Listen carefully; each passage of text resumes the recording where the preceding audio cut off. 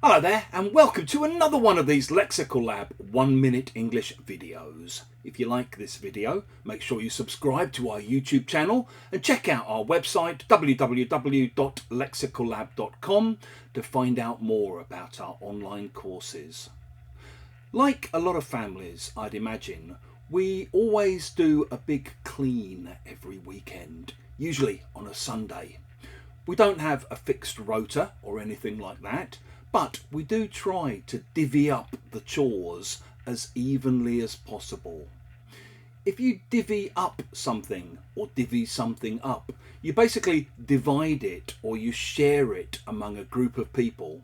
And usually you divvy up chores or work, you divvy up food, or you divvy up money.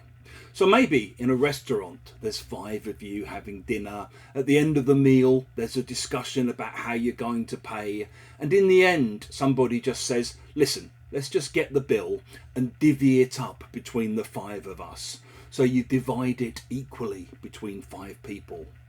Maybe there's 2 or 3 of you and you're hungry at home in the evening, so you order a couple of pizzas and you divvy them up between you.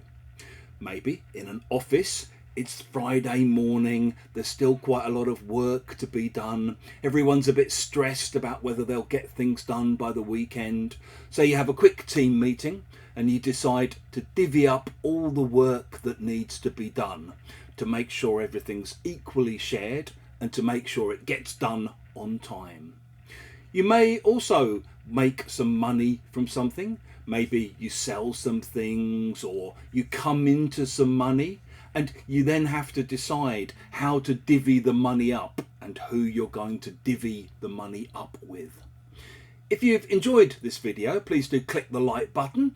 Please share it on social media with your friends, your students, your colleagues, and in the comment section below, we'd love to see examples of how you might use divvy up